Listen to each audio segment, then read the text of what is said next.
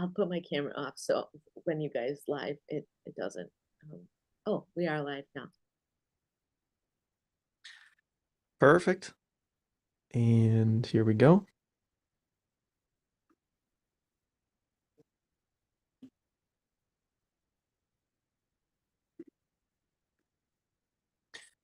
Hello, hello, hello. Welcome, welcome, welcome, everybody.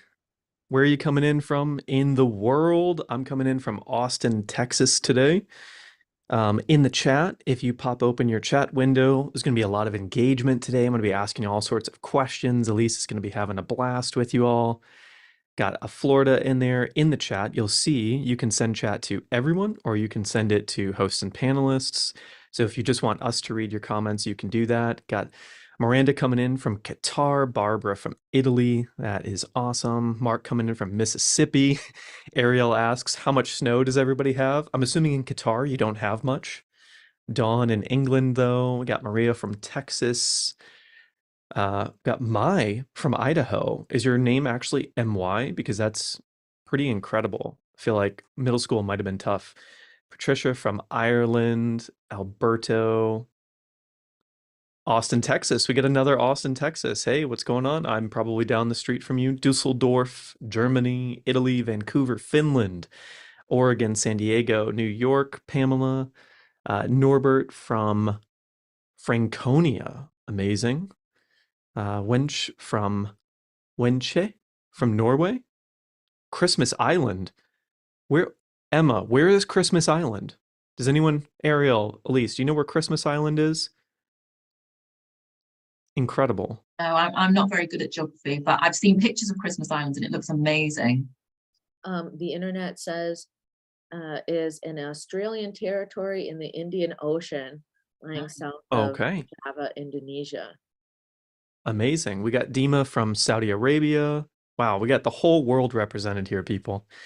Well, welcome, welcome to today's call. It's going to be amazing. We're going to get some really incredible live experiences using different rapid transformational therapy techniques from our very own Elise, who is an absolute legend. If you haven't already subscribed to the Rapid Transformational Therapy YouTube channel, you can experience lots of different techniques and wisdom from Elise on the YouTube.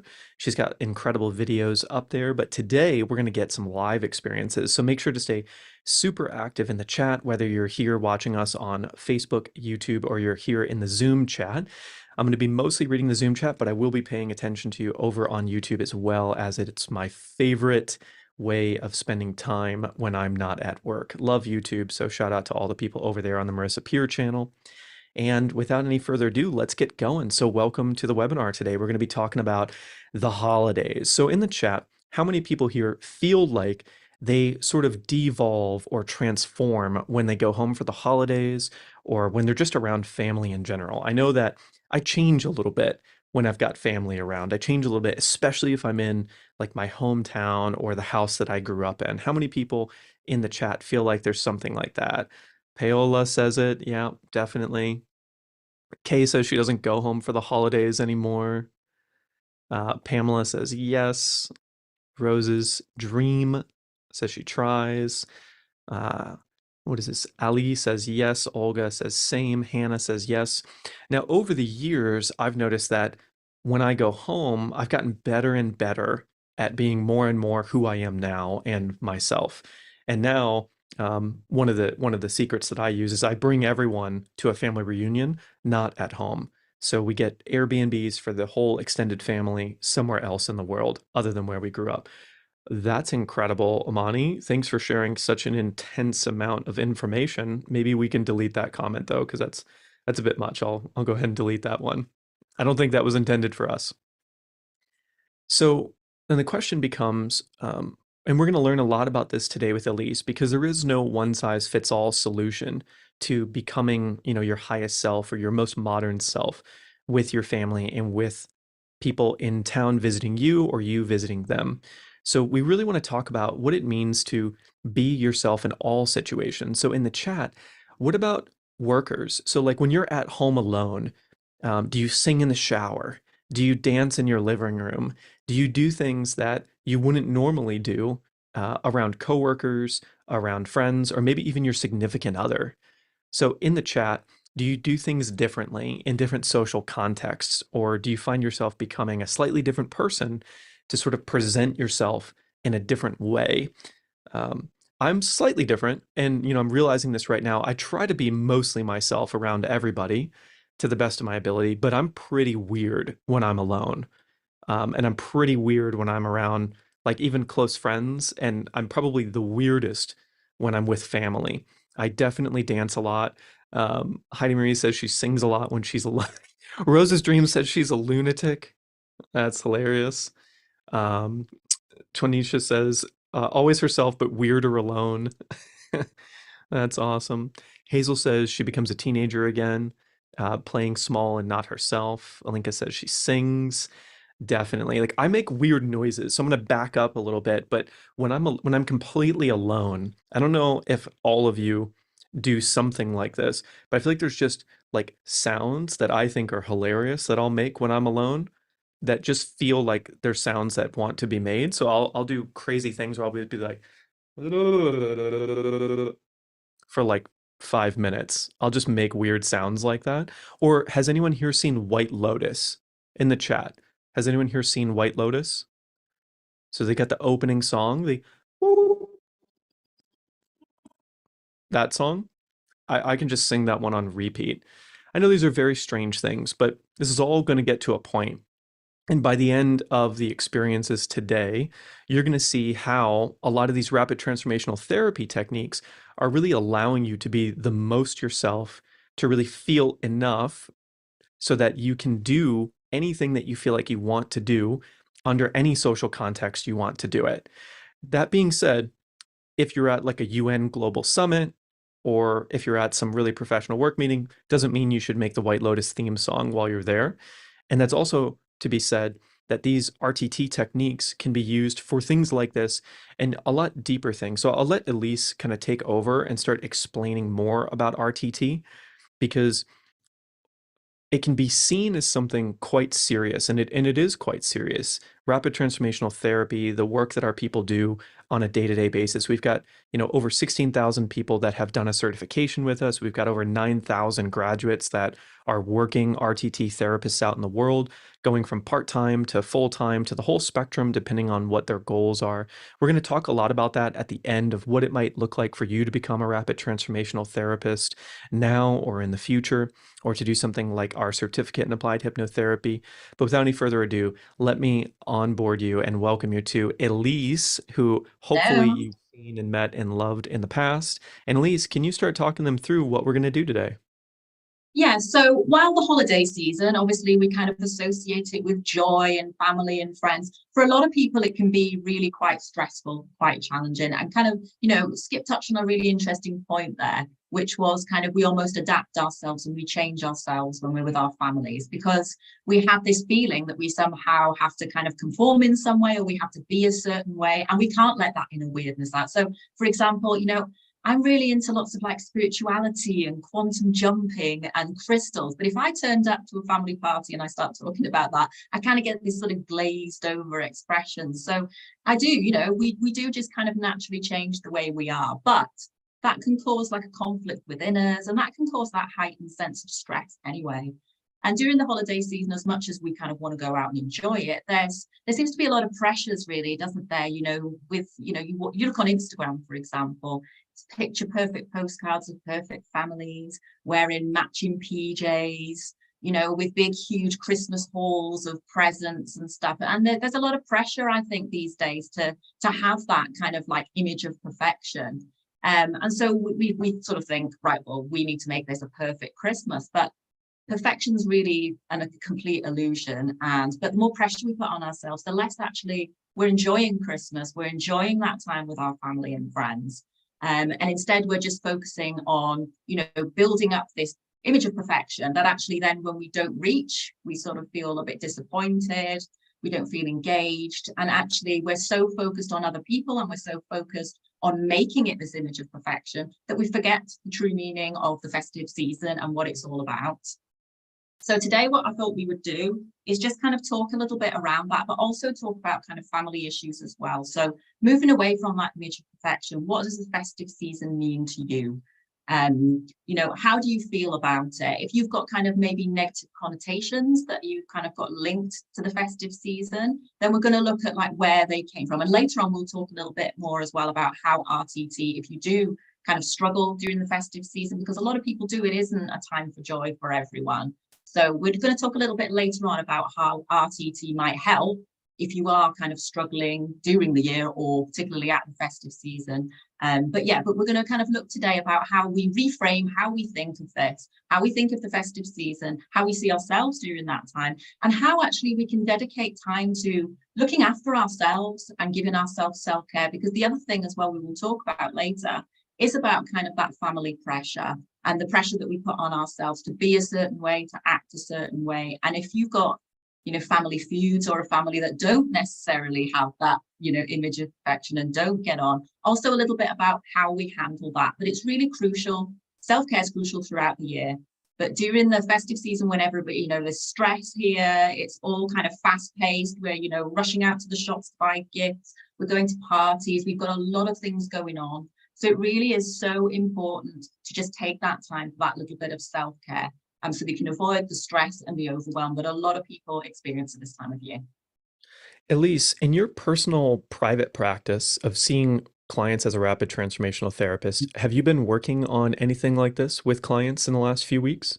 Yeah, I had a client recently, actually, who was experiencing issues with a narcissistic mother. And she was actually telling me a story about Christmas and why she has these sort of negative associations about Christmas. And she was telling me, I did a session with her and she went into some scenes because we did a full session with her, and she went into some scenes and it was all about kind of Christmas and how her mum used to say every year, well, you didn't buy me a good enough Christmas gift this year, or you should have bought me something else, you've ruined Christmas for me. Continuously told her that any effort she was making around Christmas, whether it was cooking the Christmas dinner, whether it was buying Christmas gifts, whether it was organizing family parties, it was never good enough.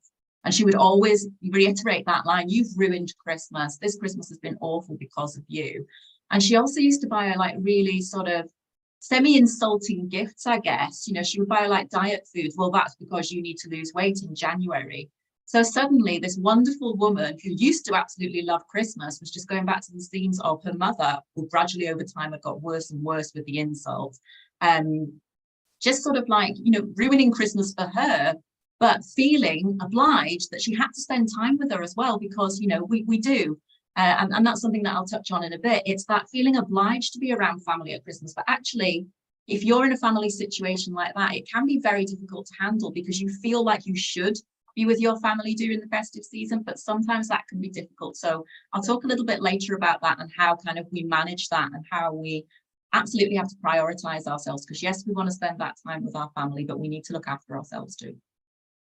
And Anthony over on YouTube, this is live, just so you know. Hi, Anthony. So go Cricket's live. Hey, Anthony. Yeah.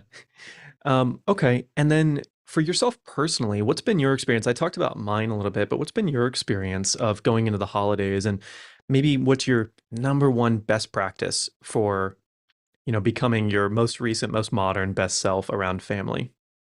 It really is kind of almost setting boundaries with people and knowing actually that I don't need to put myself in situations just to please other people, because I am, hands up, a recovering people pleaser. And I used to just go along with whatever was needed to do. I felt like I had a role that I had to play and I went and played it. Whereas now, kind of, I've spent the last sort of 4 or 5 years knowing that, I need to look after myself, because actually my mental well-being suffered because of that, because for a start, I was kind of doing things that I knew I didn't want to do, and I felt very uncomfortable and overwhelmed and struggled with that. Another point was that I was pretending to be someone else. Like I say, I was muffling, that weird side of me, well, my perceived weird side, which actually, was actually my passions and my interests. But I knew that my family wouldn't understand that, so I kind of held myself back from it. So really, I was becoming this, I would go and I would put on a performance and wonder why I wasn't enjoying time with my family, and then feeling guilty actually, because I was thinking, why do I feel guilty about spending this time with my family? And it was because I was pretending to be someone else completely. So having a little bit of compassion for yourself and knowing that it's, you need to prioritize yourself.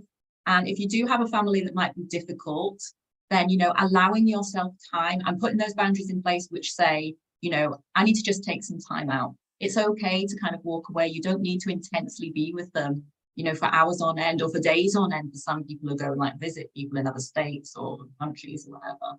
So yeah, it's allowing yourself that self-compassion to go, stop pressurizing yourself to perform in a certain way, or to try and make something perfect, or to make other people happy at the expense of your own well-being.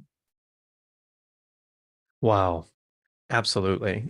We could talk about this for days and days, but let's get into the exercises here. And before we get into this, just as a preface, you might start thinking during this that what Elise is doing is magical, that, only she could do this, or that maybe you wouldn't have the capability to do this with clients in the future. But what I'll tell you, and Elise can admit to this, everyone starts around that same place of needing to learn how to feel comfortable delivering an experience like she's about to deliver.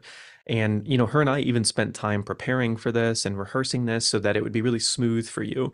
And that's after Elise has done, dozens of videos with us and done many webinars with me and with Marisa, and really getting a lot of practice in. So know that like anything in life, when you start, and if you were to become a rapid transformational therapist, that practice makes progress. It doesn't make anybody perfect, but it makes you better so that you can deliver incredible life-changing experiences one-on-one or to a group or to an audience like this, so that we can provide these types of Christmas experiences and holiday sessions for people to help you live a more beautiful life, which is what we're here for as a company. And so real quick, just take a deep breath if you're with me here.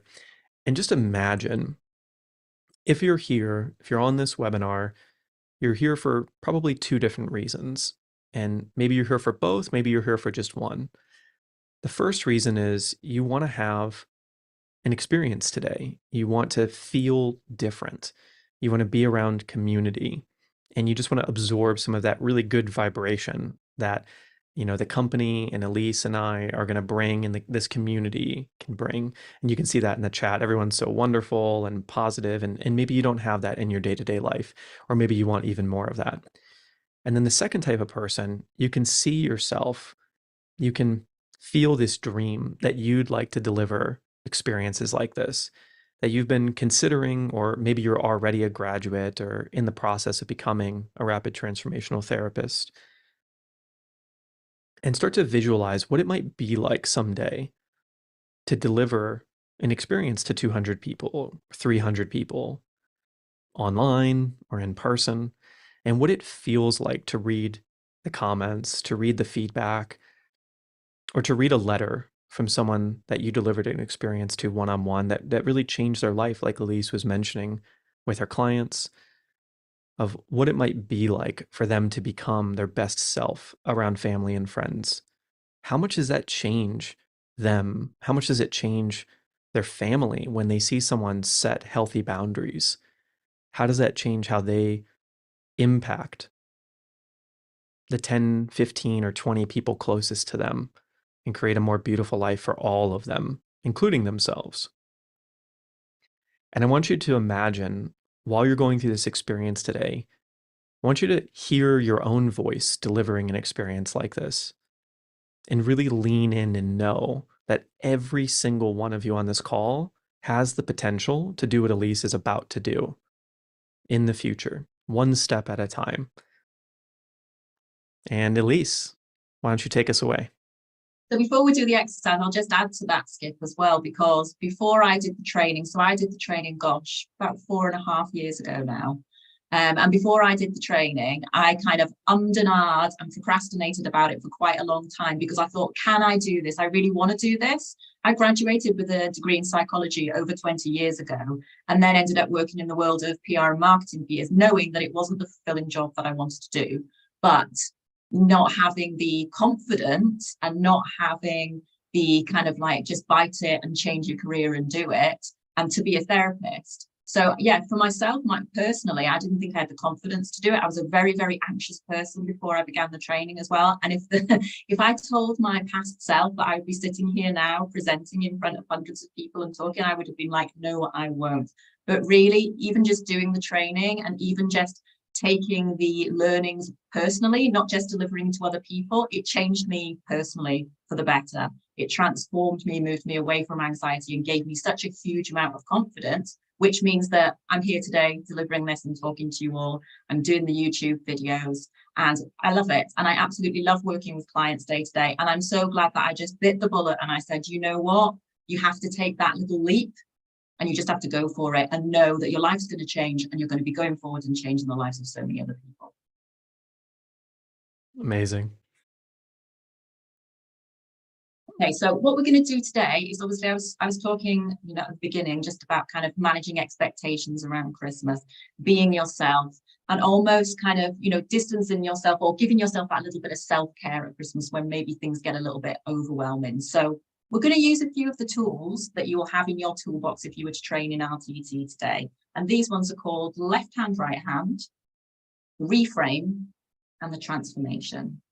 And what it's going to do is it's going to kind of almost make you step back as an observer, and any kind of negativity that you might feel at the moment, or particularly around this time of year, we're going to kind of take a step back from that and we're going to observe it. We're going to look at it objectively like an observer and find out, why are we feeling this way? And this is why if you were to do a full RTT session, obviously this would be completely personal to you and you would go right back to the root cause of why you might be feeling this way. But for today, we're just going to kind of take a little bit of a step back.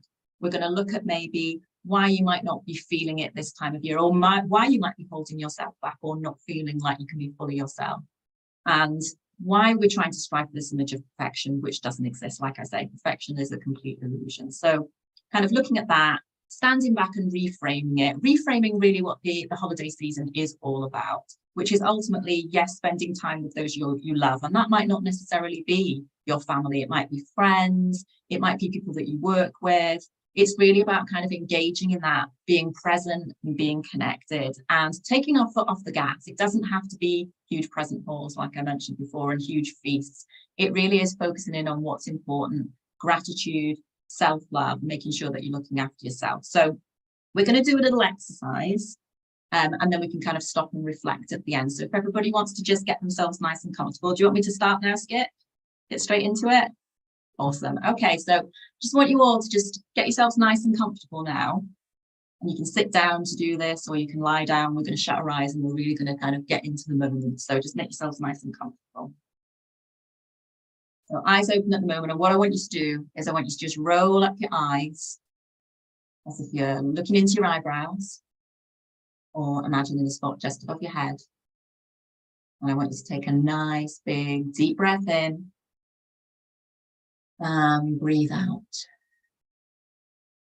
I want you to take another nice, big, deep breath in. And breathe out. One more time, take a nice, big, deep breath in. This time, as you breathe out, I just want you to gently close down your eyelids. And now your eyes are feeling droopy, drowsy, sealed shut, locked tight, and they're not wanting to open.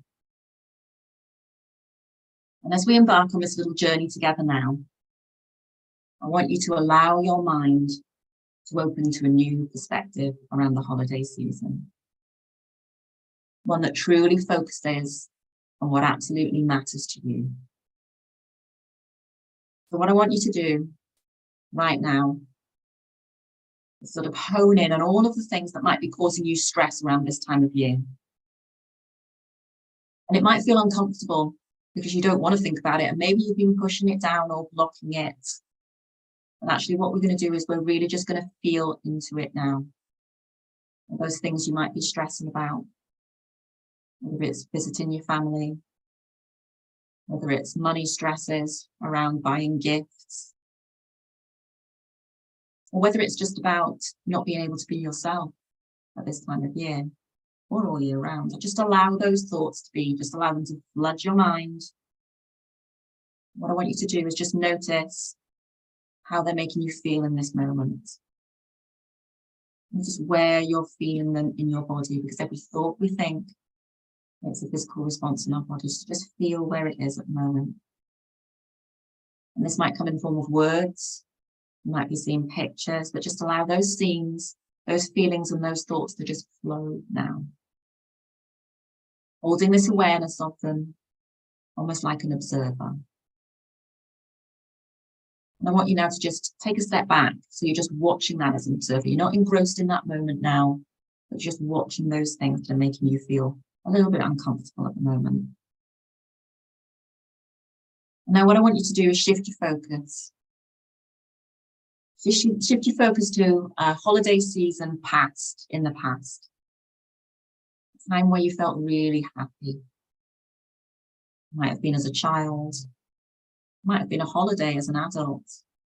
Might have been a party that you particularly remember that you felt joyous at. I want you to just be there now. Watching as you revel in the joy of that moment. Watching the experience playing out as if it's on a TV screen in front of you. Now, what I want you to do is just look at exactly in that moment, what is making you feel happy? Is it the people around you? Are you fully being yourself? Are you drinking and being merry and eating beautiful, wonderful food? What is it that is making you happy in that moment? It might be children playing around you. Maybe you're the child that's playing with your Christmas presents on Christmas morning. Maybe with friends at the moment and you're sharing stories.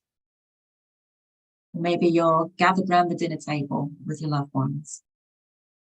Just feel the true joy that you felt in those shared moments. And in this space, you're finding now that you're free to explore the deeper meaning behind the holiday season, and this is it. Look around you, notice the Christmas decorations if there are any. So what I want you to do now is I want you to imagine that first scene that we went to, one where you were focusing on why Christmas is causing you stress or why you might feel stressed at this time of year.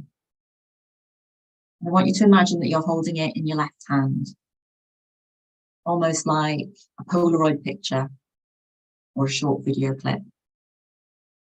And in your right hand, I want you to hold that happy Christmas festive season memory that you have, that holiday memory that you went back to, one that filled you with joy and happy memories. And now as you look over, around and through those scenes, I want you to focus in on what's truly important. Is it those stresses and worries that you're holding in your left hand? Or is it that wonderful glow that reminds you what the festive season is all about? Because you know, the holidays don't have to be picture perfect. It's not about the presents and the gifts under the tree. It's about being present with the people that mean most to you. You don't have to do things to make others happy so that you feel unhappy. You don't need to spend time with people because you feel the need to, who drain you of your energy. What we're going to do now is we're going to take a nice big deep breath in. And as we breathe out, we're going to release the weight of expectations. Those unrealistic demands we put on ourselves and others put on us. And the pressures. And we're going to imagine them now as balloons. And we're releasing those balloons into the sky. And we watch as they gently float away. And in this moment now, you know that you can allow yourself to be in freedom to embrace the beauty of imperfection and let go of all of those unrealistic expectations that are floating into the distance now. And suddenly you're creating a space for peace and acceptance within you. And as you do, you feel that stress and tension that you've been holding on to. You picture a warm golden light instead surrounding you, creating this safe, serene space for you to feel in such a lovely, deep state of acceptance and relaxation. Now, what I want you to do is imagine that you're surrounded by the hustle and bustle of the holiday season. You can hear laughter, joyful chatter, the warmth of those cherished moments together. And in the midst of this now, I just want you to visualize this wonderful bubble of calm energy just surrounding you. On the top of your head, and that calm energy is shielding you and allowing you to navigate this holiday buzz with calm and ease. I'm going to take a nice big deep breath in as you allow that bubble to be, allowing that calming energy to fill up your lungs and to fill all throughout your body. And as you exhale, you are releasing any pent-up anxiety or tension. Instead, feeling the soothing wave of relaxation flow through your body with each breath. As you inhale calm, you exhale tension.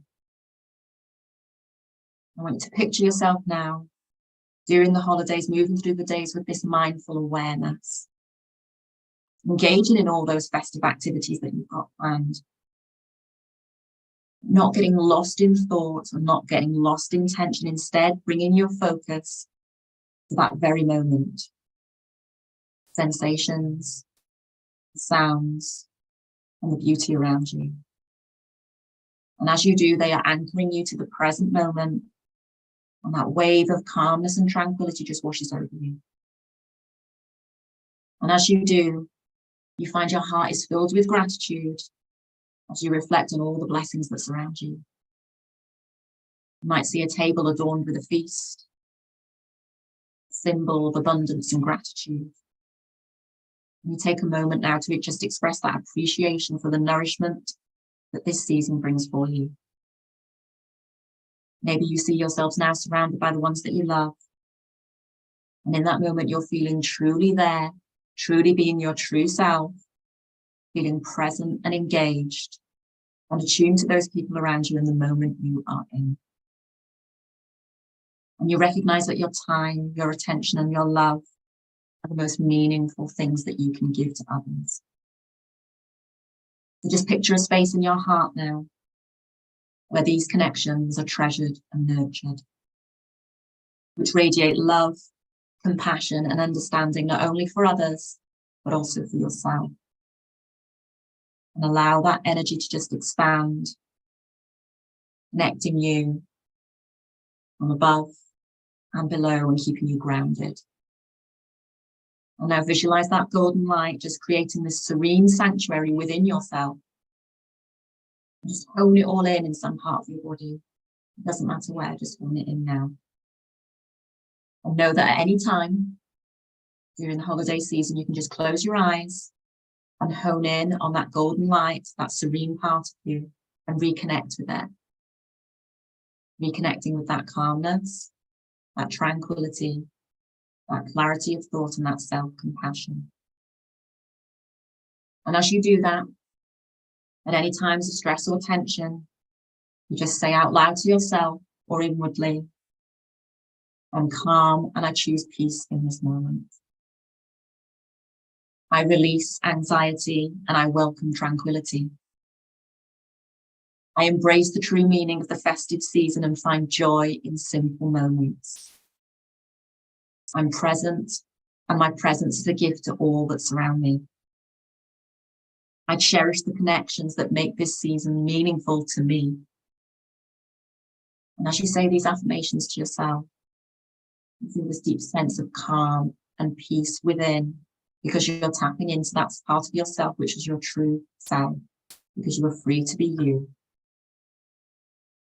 And in just a moment, we're going to carry all of these wonderful, powerful statements into your waking life. In just a moment, I'm going to bring you back to full awareness, carrying this calm energy and reminding yourself to bring that sense of awareness whenever you need it, and that sense of gratitude within your heart, along with that serenity, that little place within you that you know you can draw on at any time if you feel stressed or overwhelmed.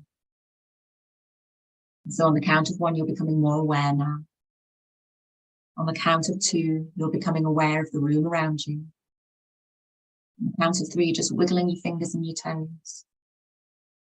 Count of 4, you're just going to take a nice big deep breath in. And on the count of 5, you're going to breathe out, open up your eyes, and feel that golden warmth surrounding you.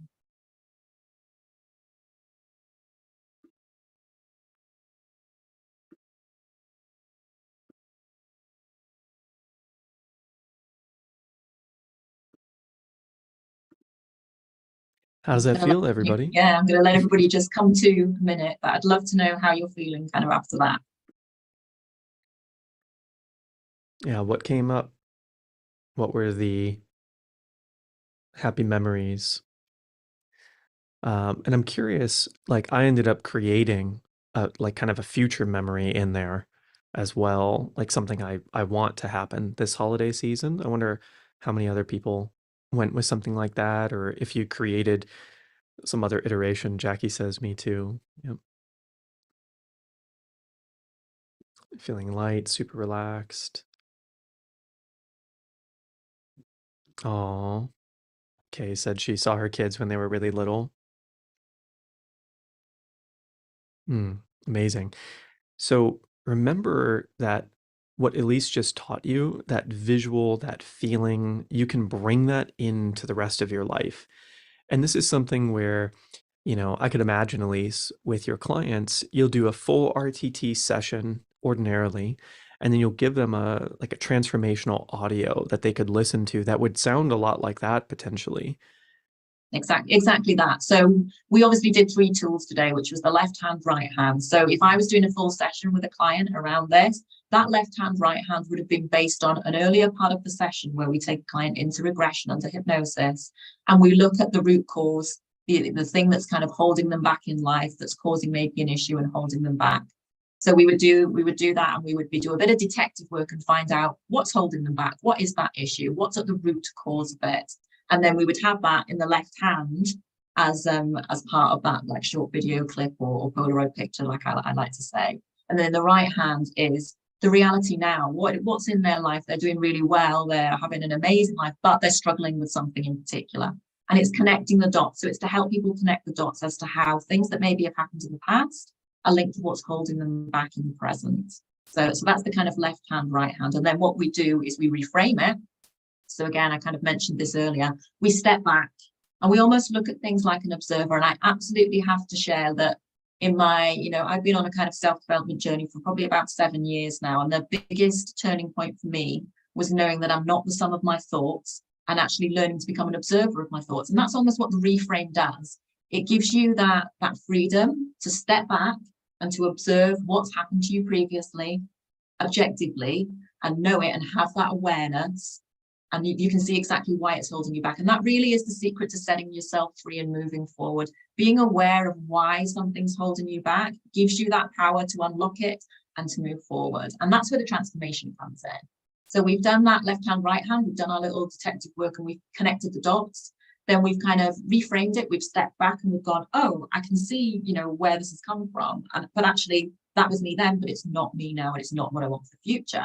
And then the transformational element then is almost like it's reprogramming, rewiring, and recoding your mind for success. So it's helping you to move forward. So all those maybe bad beliefs that you've kind of collected over the years, or bad habits of thought and action, it's then transforming them. It's rewiring your mind to move forward, to break those habits and to move forward. And what we do is that's completely tailored to you, that transformation part of the exercise. Obviously, I've kind of written one specially for today, but in a client session, it's really based on everything that you would have done earlier on the session, completely tailored to them, so that it absolutely resonates with them. And that's what makes the transformation so powerful, is that it is completely tailored to you. So it's completely and utterly targeting and addressing the issue that's holding you back.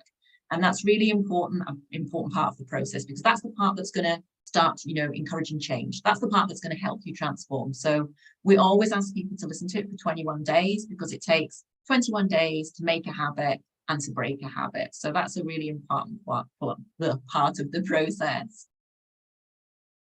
And to Elisa's point right there is when you get these transformational audios at the end of an RTT session or as the follow-up to a session with someone, no matter what therapist you're working with, and it's all custom and very different because it's all one-on-one, generally speaking. This is a one-to-many. So now we've got the replay available that will be available on Facebook and on YouTube on the Marisa Peer channel, and we'll email it out to you as well. Although there's going to be some new exciting updates with that whole system next week, which I'll let you know about next time I see you. But about the change. So here's the beautiful part about rapid transformational therapy.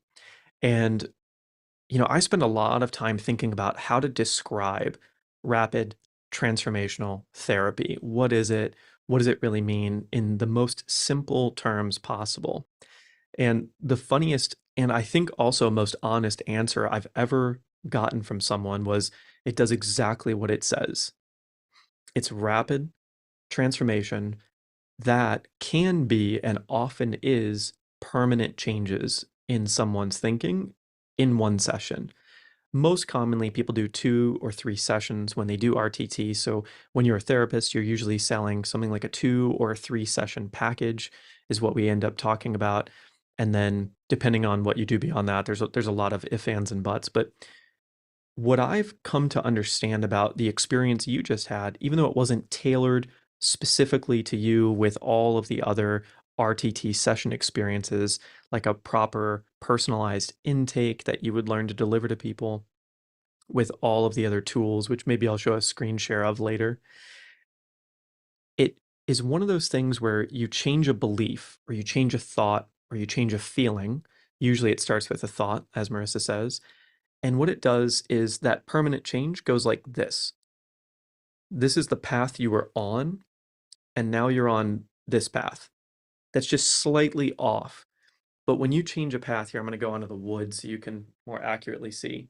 If this is the beam that you were on, and then we just slot you over one, it doesn't just go straight up. It actually starts to go like that. And over time, you actually end up in completely different places from where you would have been when you changed that one little thought. And so what Elise is doing here is creating that first little change and then giving you the knowledge and the experience of this tool that she just did for us that you can go and listen to on the replay again and again and again throughout this season and even beyond. So just continuously shift the way that you show up around family, friends, coworkers, and you can use this for all social situations. You can just adapt her Christmas memories to work memories, to family memories, to social gatherings. I saw someone put in the Q&A that they don't plan on attending their company Christmas party because they don't feel like they get along with their coworkers. And she was asking, like, is that the right thing to do, or what?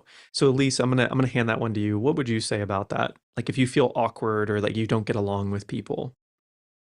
It's prioritizing yourself. It's going to make you feel massively uncomfortable. Is it worth it at the end of the day? And I always kind of advise clients about that, even if it's to do with family members. You have to put your own emotional wellness first, but ask yourself, why do you not want to go? If it's kind of like anxiety about, oh, well, I don't think I'm going to enjoy it, or what ifs rather than facts, then maybe just take a step back and take a chance. Life is so short, go for it. I mean, I know personally, I used to suffer from really, really bad social anxiety. So I would avoid any sort of situation like that, like the plague. I would be like, no way, I don't need to do it, so I don't want to do it. But then afterwards, I would hear like my work colleagues coming in and be like, oh, the meal was amazing. We had a great time. There was dancing. And I was thinking, I like these things, but I don't feel confident enough to be with people to enjoy these things. And so, the next year I was like, right, I really pushed myself to go. And even though initially it felt very out of my comfort zone, I had a great time.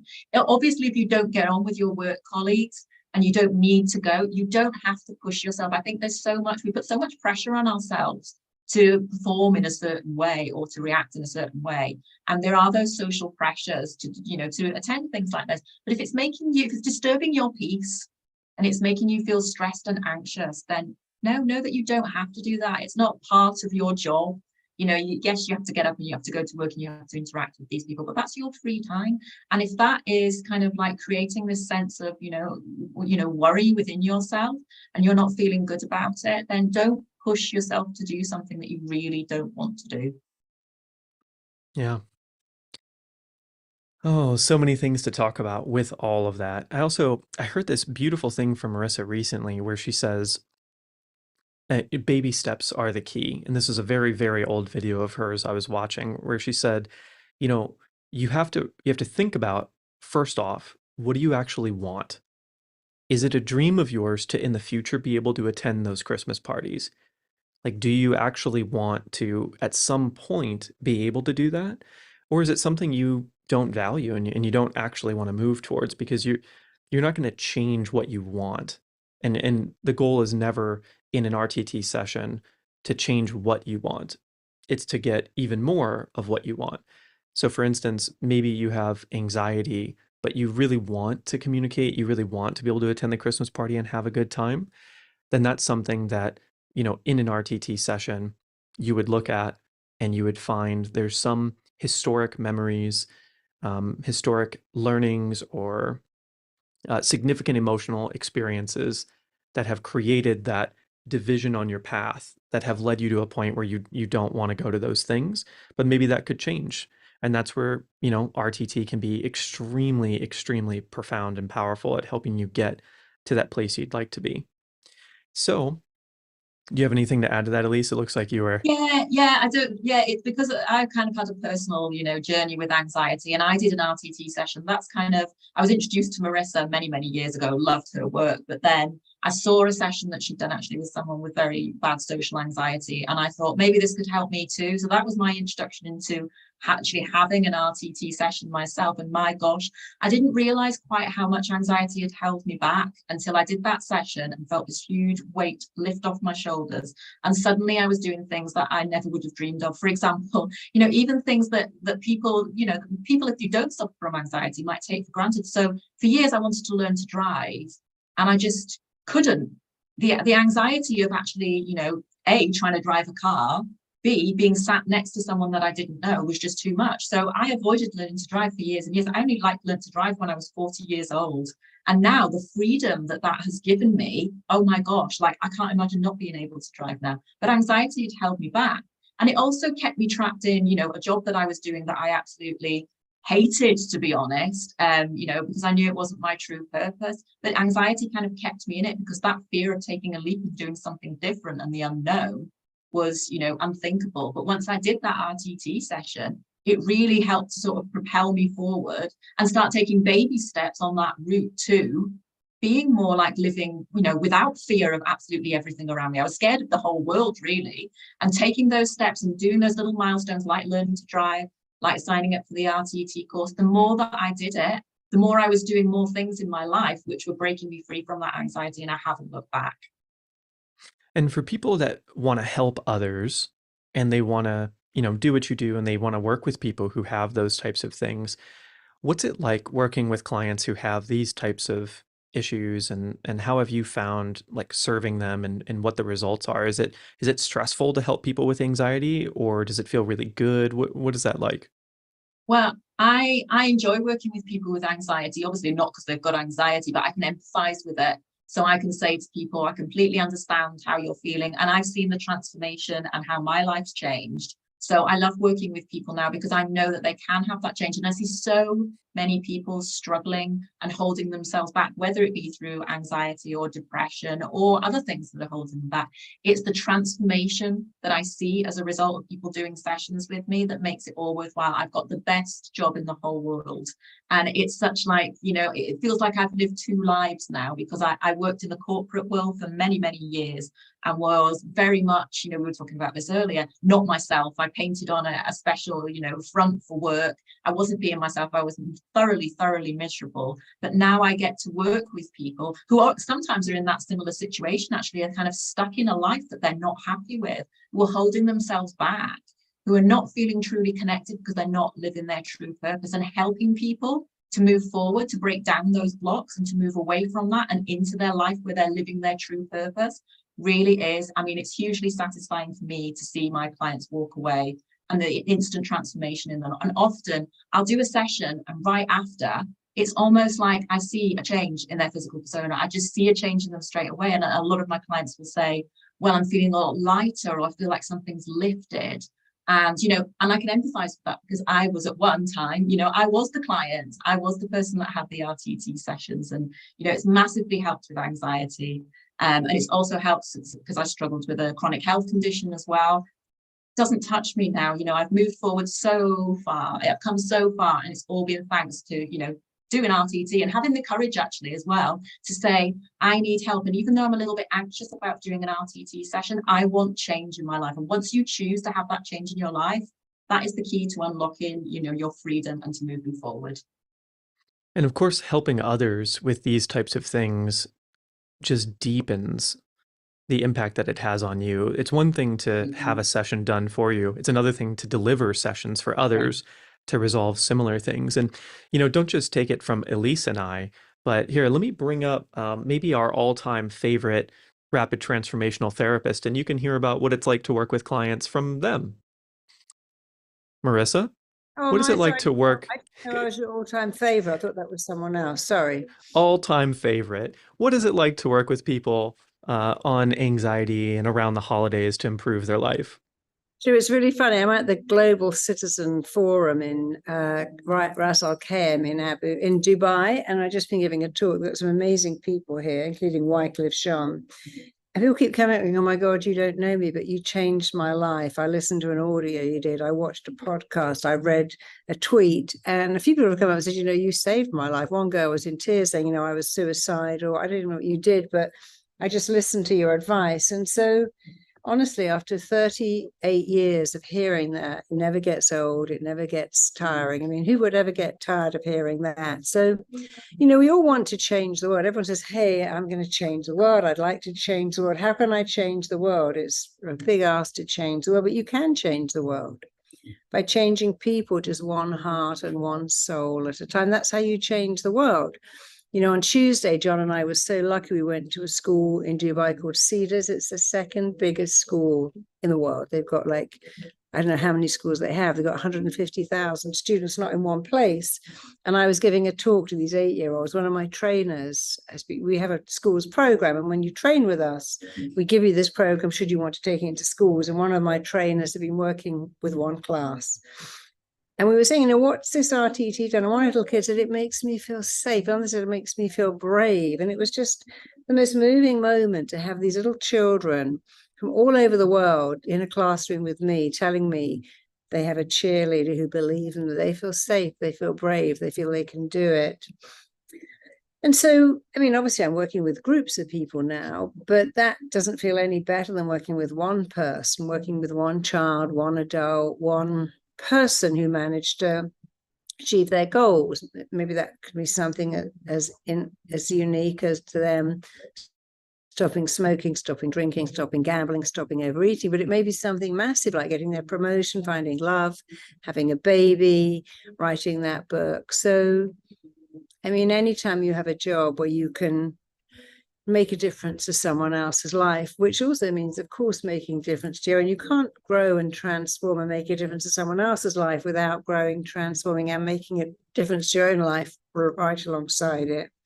So after all these years of doing this job, when most of my friends are retiring, I will never retire because I love it so much. And I think when you can do what you love and love what you do, A, you never really feel like you work hard, even though you do. And B, it just, people say to me, you give so much, but I really get so much back. I get back every bit as much as I give, and I love what I do. And I consider myself very blessed because I don't think I'll ever retire, ever, because I love it so much. What are the 9 attributes of a wonderful career, Marisa? Can you remind me? So what you'll know if your career is a wonderful career is it will give you these 9 things, and not just on a good day, but every day. And the 9 things are, I mentioned 3 before: you make a difference, you grow, you contribute to society, but also contribute to your own sense of self. You have meaning and purpose. Meaning because you do something so amazing, and purpose because you share it with people. You have connection because you feel very connected, especially if you're working in your community or a school. You have significance because you're doing something that really matters. Like people who say to my daughter, say to me, Mommy, you help people all over the world. Or people would send me little kids would write to say, Dear Magic Marisa, thank you for helping me. So you have connection and significance. Finally, you have certainty that you'll always be employed. In COVID, we were all busy. None of our therapists said, I'm out of work. They just switched to being online. And you have that wonderful thing called diversity, where every client is different. It's not like, oh God, here we go again, same old. Every client is different. Every day is different. So if you have a career that can give you meaning, purpose, growth, certainty, diversity, making a difference, it's an amazing job. And there are some people, a nurse might say, I have connection and significance, and I certainly make a difference and grow and contribute. A fireman might say the same thing, a police officer might, a teacher would say the same thing, but very few careers give you all 9 every day, all the time. But RTT does, and that's why I've been in it for so long and have never, ever thought of doing any other job. And have you ever known any people that wanted to be RTT therapists, but were nervous about like Yes. getting clients and serving people? Have you ever? When I did my first course, there's a girl called Kathy. Kathy lives in Liverpool, and she rang me up many times because I was taking all the calls. That's just my saying, I want to come on the course, but I can't do it. I can't do it. I can't do it. And I'm like, Kathy, look, you can. If you want to come on the course, you can. She came on the course, and we had more tears for the first few days. I can't do this. Since she qualified with this, my first course in 2015, which was actually 8 years ago this month. She has been in the paper in Liverpool at least 6 times. She specializes in addiction. She's helped with drinking, gambling, and drug addictions. And she's really the RTT queen in Liverpool. I had another girl called Bertie who was actually my personal trainer when I was getting married. And Bertie was another one who said, as a personal trainer, I just have this, people come in and they work out to lose weight for their wedding, and then they just go back to their habits. And I'd love to do something like RTT because it's a change that lasts. And she too couldn't speak in public at all went back to a little girl trying to read in class, wetting herself in class, being humiliated, thinking I'll never draw attention to myself again. And she became so good at speaking in public that a couple of years ago, I got offered a slot on the radio. I couldn't take it, and I gave it to her, and she was amazing. And I said, that's the girl who couldn't speak in public, who now is on the radio. She's now been successful in RTT. She was again on my first class in December 2015. Shani was on my first class, and she's done so well. She's worked with a darts player, and he's become one of the most successful darts players in the world. And it's lovely that the people on that first course in 2000, 80% of them are still working very successfully as RTT therapists. And that's a testament to how good it is that our first course, everyone on it is still doing really well. Rosalind Palmer was on that course. She's written a book. She's got her own column in a newspaper every week.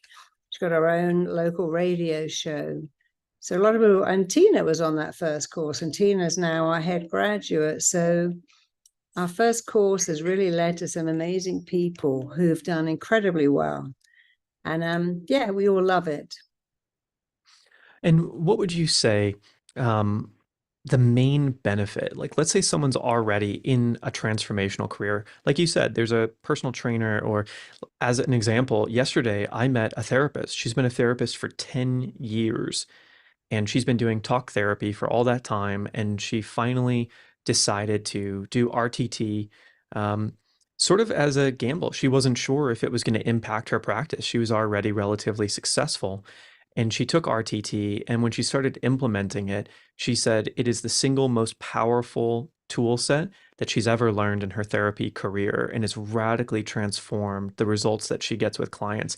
And that's coming from someone who has a decade of experience as an existing therapist. So it's a fascinating story. But what do you think RTT as a bonus to existing practices? Why would someone add this? I had a psychiatrist write to me last week and say almost exactly the same thing. What you have done in taking the very best of therapy, formulating into a formula that actually works, and how you put this together is, again, he says, the single best thing I've ever seen in the world of therapy, which sounds very big-headed, but I didn't say it. He said it to me. So we have a lot of psychiatrists, doctors, nurses, psychologists, psychotherapists who come and train with us because it's so much more powerful. Why is it more powerful? Because, therapy was invented in the 50s and 60s when life was slower. People had time to talk to somebody. We didn't have screen therapy because nobody had screens, but now we live in a very fast world. And nobody wants to get in their car and go to therapy every Wednesday at 3 o'clock for 10 years. Plus, we've got a lot of, there's something called HEBS, WBS that now says that actually long-term therapy starts to unravel itself every time you turn up and say, I've still got my fear of lifts, I've still got my fear of mice. It starts to have the opposite effect because you're not making progress. So people want to get better fast. That's what, if anyone is in pain, and it can be, I've got stress headaches here because I'm so stressed. I've got an irritable bowel because I'm stressed. I break out in a stammer or I blush because I'm stressed. These are physical symptoms caused by stress, but we also have another kind of pain, which is I can't find love. I can't reach my goals. I'm always screaming at my kids. I self-sabotage, I self-destruct. So whether you have the physical pain of a diseased organ that's come about by diseased thinking, or the physical pain, the emotional pain of not living your best life, everyone comes there has one question.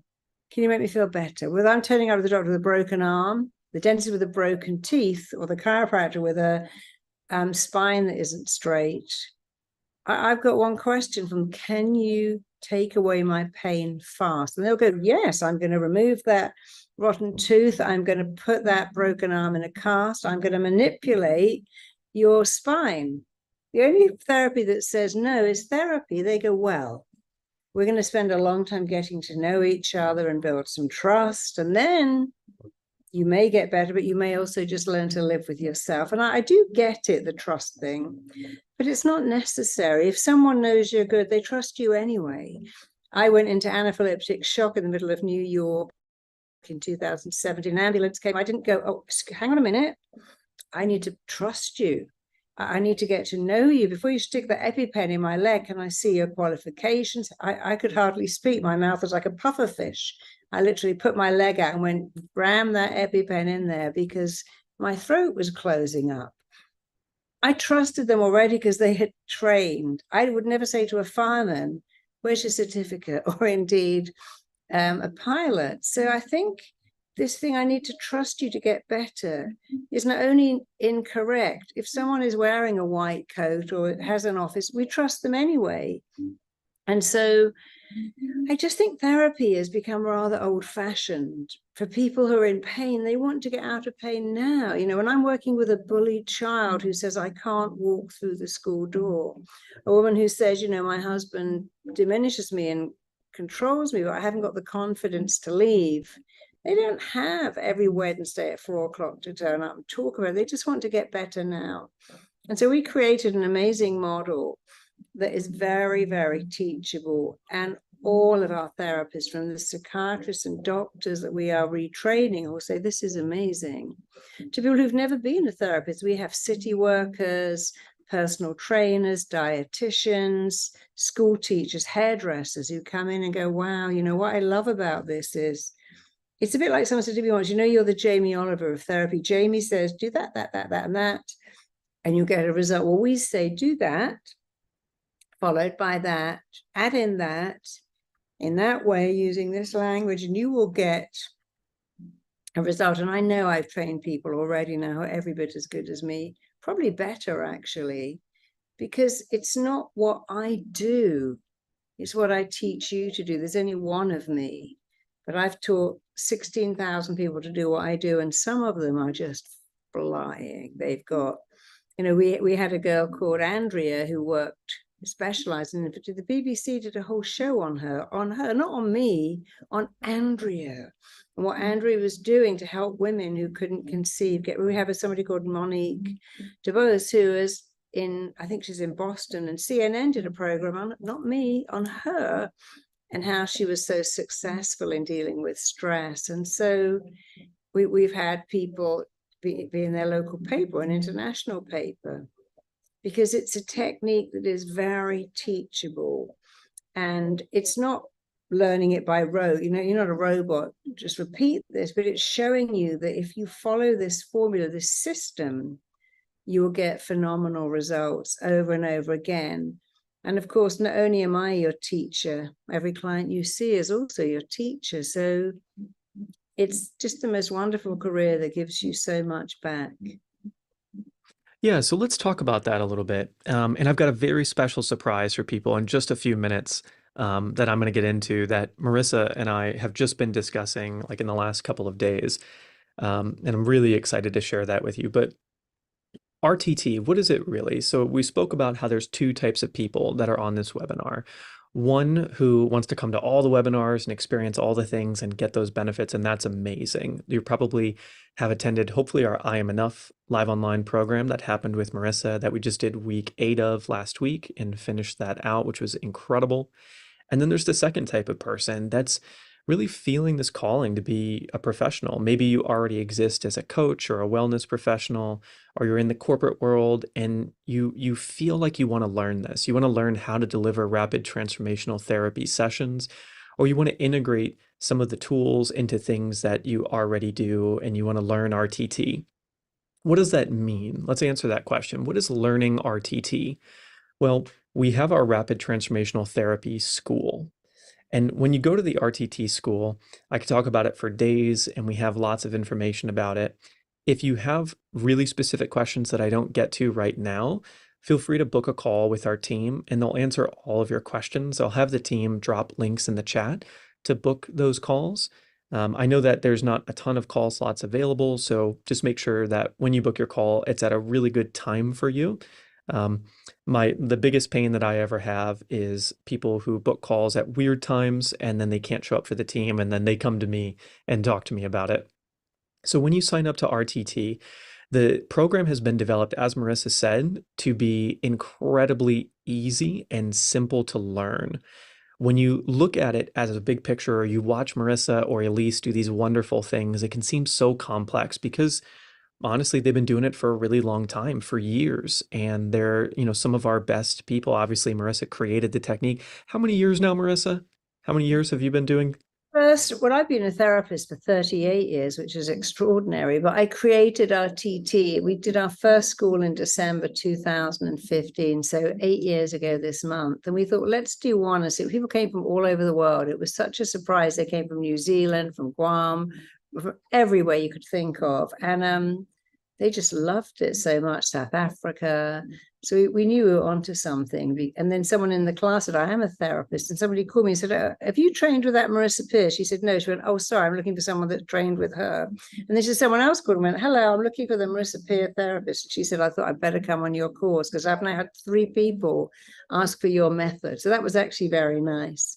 And it was called then the Marisa Peer method, but then we changed it to RTT because I didn't want people to think they're a Marisa Peer therapist and not as good. I wanted them to be an RTT therapist who could be even better.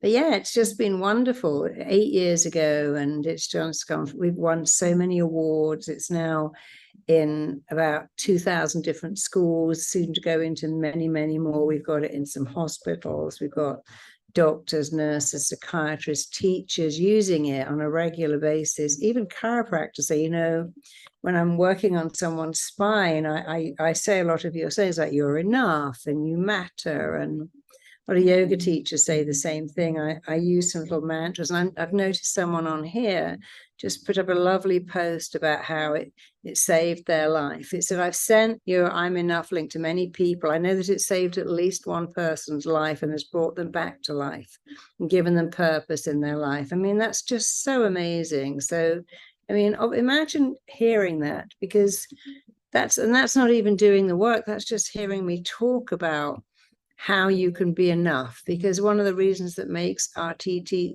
I think, the best therapy in the whole world is that it has a basis in understanding what makes people tick. What's the common thread that makes us so unhappy? Is I'm not enough. And if the common thread that rules addictions and fears and phobias and self-sabotage and procrastination is I'm not enough, surely the cure is to say I'm enough. Because of course the word cure comes from the word curious. I've always been curious what makes people unhappy. Well, that definitely does.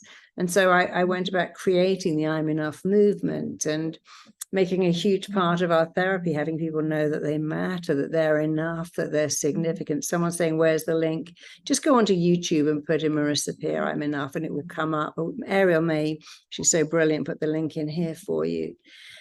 And so it's just so great to have something that, again, when people turn up in pain and say, I'm desperate, they don't want to hear, well, can you sign up for a year? No, I don't know if I can even last another month feeling like this. They want you to say, well, I could fit you in a couple of days, and I promise you after one session, you will feel significantly better. You may have 3 sessions. If someone's coming in with a fear of flying, nail biting, fear of bees or wasps, we can certainly do that in a session.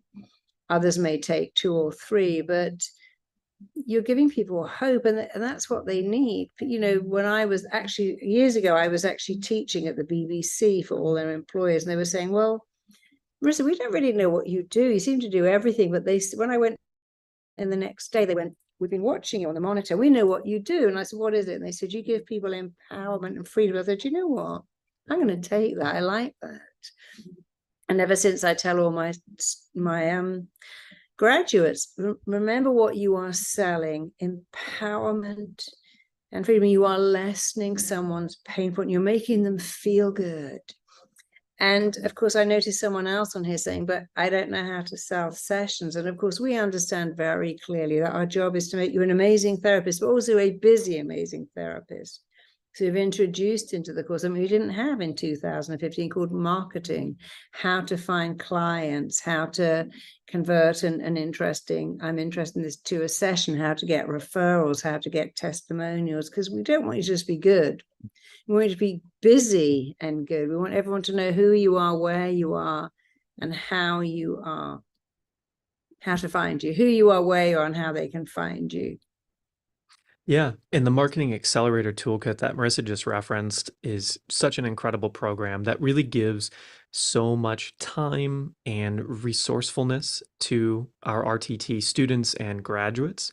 There's a few different ways. We have like a rolling masterclass schedule that teaches people how to become an entrepreneur for the first time. I think a lot of RTT grads, they about 10 to 15% seem to do RTT full time. They want to do a lot of RTT sessions. The other majority of them want to do part time. And part time for an RTT grad looks something like 5 to 10 sessions a week. And Elise is a perfect example of that, where she loves doing some RTT in her week and loves doing other things as well. And that's really common for people. But thinking about it, the way that we recommend people doing RTT sessions once they graduate, 10 sessions a week is absolutely plenty for most people's lifestyle. But you can kind of determine, Marisa says there's 3 types of RTT therapists, 3 people. One is called chomping at the bit, which Marisa was, where she just wanted to do as many sessions as possible, help as many people as possible, and learn as much as possible and just become the best, which we're all so grateful for, because now we have this incredible training program based on her chomping at the bit for 37 years, and it's always getting better. And then you've got the I'll never be good, I'm too messed up to actually be an RTT therapist. And often those people become incredible rapid transformational therapists because they can empathize and relate to the clients that they work with. If you've never had big issues and you've never faced big challenges, you're not going to be able to relate to people who do. And so those people like Marisa and Elise often become incredible rapid transformational therapists. And then the third type is the perfectionists, that they really feel like they need to get other certifications first, or they need to attend more webinars, or they need to read Marisa's books before they begin the training. And often the best way to actually become amazing at this is to start. It's really to start now. And so this kind of leads into the surprise and the announcement of a first time ever event that we're putting together right now. And so, Marisa, this is going to be a fun one for us to talk about a little bit right now, but we'll reveal more details later, which is in January, in the beginning of the new year, for anyone that is signing up for RTT, is becoming an RTT student now in December, we're going to be doing our first ever New Year onboarding student kind of mini virtual classroom with Marisa herself in January at the beginning of the year. And so for everyone that's going through the holidays, that's attended this webinar and decides to become and sign up for the journey, the student experience to becoming a rapid transformational therapist, we're going to be doing this incredible mini virtual classroom with Marisa in early January. So if you want to attend that, if you want to experience that, and you want to get your journey started in 2024 really well, make sure to book a call with the team. I'll have the team putting links into the chat on YouTube, on Facebook, and here on Zoom. And it's going to be incredible. It's going to be amazing. There's going to be so many resources and so much excitement coming into the new year for people that are beginning their journey to becoming a rapid transformational therapist, to go and change the world and do these wonderful things like Elise described and what you got to experience a little bite-sized piece of today, and to create that extremely fulfilling career for yourself that Marissa's talking about, with all 9 of those traits of an amazing career.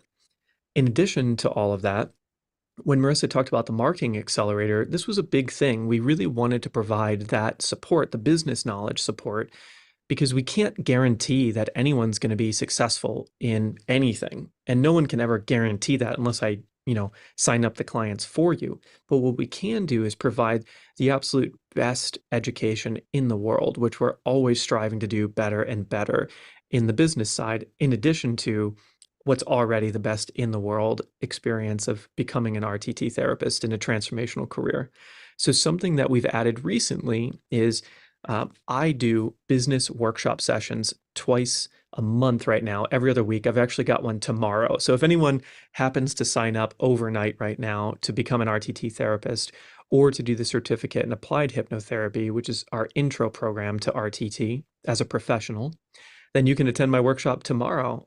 You'll probably see Ariel there. You'll see a lot of the team and a lot of students and graduates there. It's always really fun. I pull people up one at a time and help build their business. So if you happen to sign up overnight, or if you're currently a student or grad, come join me tomorrow on that. It's going to be incredible. So what questions do you have about rapid transformational therapy? Can I just Go answer a ahead. couple I just saw? So one person was Mhm. saying, is there anyone that possibly specializes in a certain subject if you want a session? So one of the things we do have is people learning how to niche. So Andrea Yearsley niches in infertility. We have people niching in burnt out executives, working with traumatized children, working with children who have school phobias, working with depressed teenagers, working with addictions or fears or phobias. So we certainly teach you how to specialize should you want to. And we have many, many, many RTT therapists who have got a niche. And if you're looking for someone to work with, go to rtt.com, find a therapist, and you'll find people listed and their speciality. For instance, we have a girl called Katrina Rhodes. She was 2 days away from dying. She had the most advanced bowel cancer. And 7 years on, she's completely in the clear. And she is our go-to girl who works with people with cancer. We never say we can cure cancer. That would be completely immoral. But she's had incredible results. And so have I, working with people who were just written off, not just with that. I work with children with ADHD and autism. And I never say, I'm going to fix you, but I can certainly fix how they feel. And so that's one question. The other was, what are you doing? Is it Ericksonian hypnosis? Is it traditional? It's what we call skipnosis. Skip loves that name because we've skipped all the look into the watch or just giving people suggestions every day in every way. We skip through all that old stuff, which worked in the 1920s, but now people are looking for something much more direct. So we call it hypnotherapy on steroids. It's my method. I certainly have taken from the best of Ericksonian and Freud and Gil Boyne and David Viscott and all my amazing teachers. But RTT is a technique that we created that many people say, wow, this is amazing. Even Tony Robbins trainers said, this is incredible what you've put together. How you created this sequence using the very best of many therapies, but also adding in our own stuff that belongs entirely to us. And we have some interesting techniques like the healing vortex that goes through your body and can reset your metabolic system, your immune system, your nervous system, your sleep system. We have cell command therapy where you learn to command your body to work perfectly. We have something called role, function, purpose, where we look at what role is this particular illness playing in your life? Many people don't even realize that illnesses do have a role for many people, and you have to understand them in order to let them go. We deal a lot with what I call unfinished business, upgrading the child, merging the child. And so it isn't any hypnosis technique that you'll find in a book, unless it's one of my books, because it isn't Ericksonian or Milton Erickson or Gil Boyne. It's our own technique that I created over 38 years, that my clients would come back and say, you know, that one thing you did blew my mind. You know, that one thing you said changed my life. And that's why I created this technique, and Skip's put it all in here. So we do this technique. At first, you become an investigator, an interpreter, an installer, an interrupter, and you'll see here all these different things. And you don't do all of them, but it's like, oh gosh, if someone's coming in with a stutter or a stammer, I know what to do. If someone's coming in with tremendous blushing, if I have a child with bedwetting, if I have an adult with nightmares or insomnia, I know what to do. So I just wanted to quickly answer those questions, but now I'm very happy to answer, and Skip too, any more that have come in. So one person asked, can this work for her son that is on the spectrum for autism? And I think as a broader statement, before we dig into that one in particular, I know a bit about what Marisa might say with this, and then Marisa, I'd love for you to expand, which is, it's a question of, with RTT, do they have any past experiences in their life that, if they were remediated or emotionally resolved, would it affect their present and their future? So Marisa, as a general idea, RTT, when we talk about what it's solving from a root cause perspective, how would you describe that? Well, for instance, I worked with many children with autism, and one of their greatest problems, because it's on the spectrum, there are some children who are actually not even able to speak. Well, I've been working with someone this week with great results. And there are others who can speak, but sort of have this locked in. And I find that the hardest thing for children with Asperger's and autism is they feel so different. And of course, as a child, you're wired to find connection, avoid rejection, and children connect by being the same. I'm like you, you're like me, we like the same stuff, we like the same food, we play the same games. And for many children with autism, just getting them to believe they're not different, that they're the same, and a lot of them too have to have a different routine and different food, and so that can be very hard. Have you worked with macular degeneration? I've worked with them with pretty much everything, and because we have to understand how the body works. Every day you think a thought, and every day your body works as hard as it can to make that thought real. If you think about blushing, you go bright red. If you think something sad, your eyes fill up with tears. Think something scary or shocking, you're starting to cross your legs and go, oh, I can't look at that. It's making me feel a bit sick. Think of something like food and your stomach will rumble. And of course, here's the placebo. What we think of a drug, our body immediately starts to make what we're thinking of the drug. What we think a drug is has more of an effect on us than what's in the drug. And so every day already our mind and body are working to make our thoughts real. And our job is to think better thoughts all the time. So with somebody with macular eye degeneration or any degenerating illness, what they tend to do is to go, well, I've got this now and it's game over. Everything's falling apart. I've been diagnosed with this degenerative illness. I worked with someone with a form of Parkinson's. And of course, what you can do with that is to slow down the symptoms so it isn't becoming like a runaway train, and to take away the fear.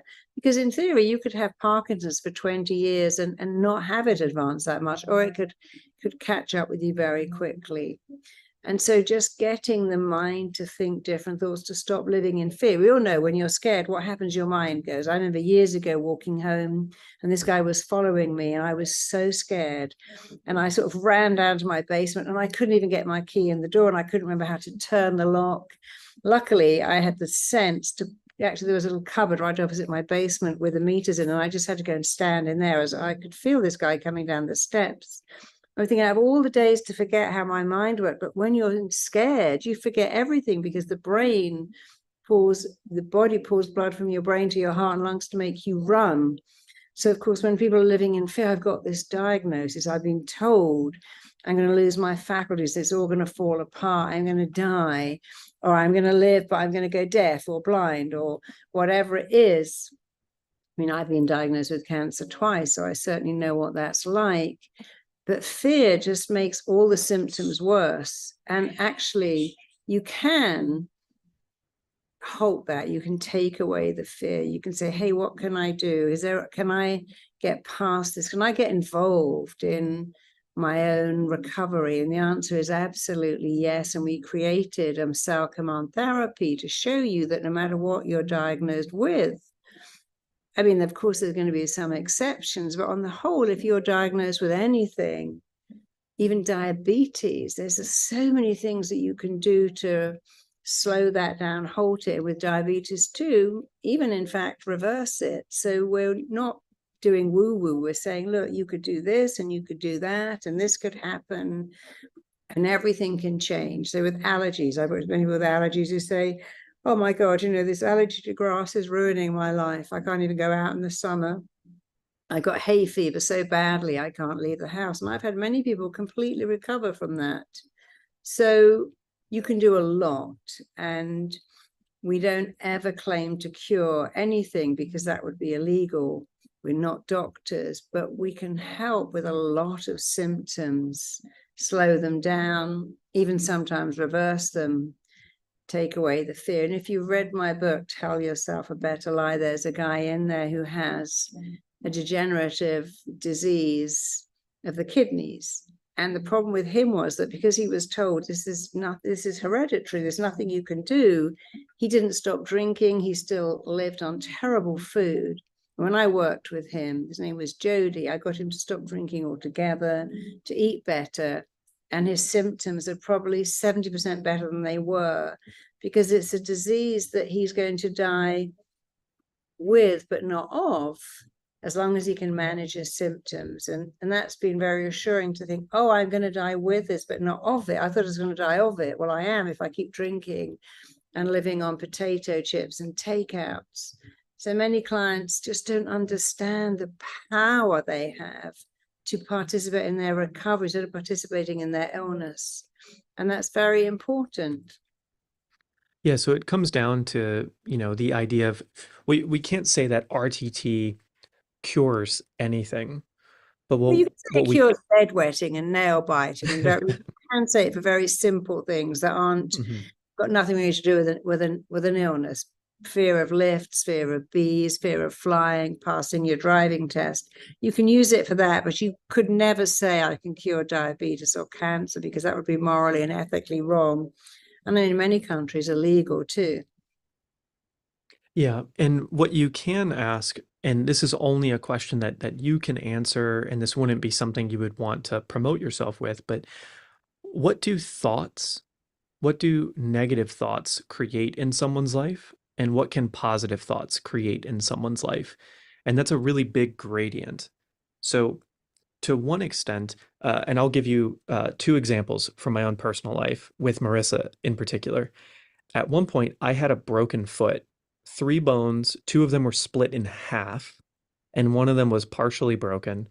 And Marisa did an RTT session with me, and this is 2017. And she did one of the tools, which is cell command therapy, on me. I was giggling and completely not in deep hypnosis the whole time, but I got up and completely stopped limping. Bearing in mind that I healed injuries for Olympic athletes at the time she did this. So I was extremely, let's call it, indoctrinated into Western medicine when this happened. So I didn't think anything was going to change. But I was completely dumbfounded when I got up, realizing that my limp had gone with broken bones. So I don't know exactly what happened there. Marisa talks about it a lot, and I'm sure could expand on it. We have a bunch of things to go to. Marisa, I know it's late for you, and I know that I've got meetings to jump to. I'd love to answer questions indefinitely for everybody, but it's just a question of when you put really powerful, positive thoughts into the most incredible piece of technology that we're aware of in the universe, which is the human body and the human brain, what's possible? Just a question.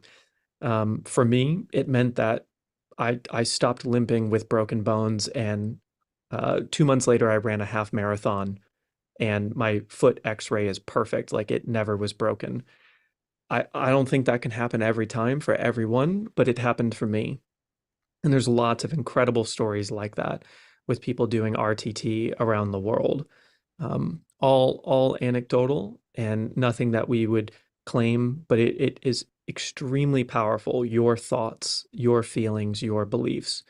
So for those of you that want to join Marisa, myself, and the whole school in January for our 2024 kickoff, it's going to happen just once next year.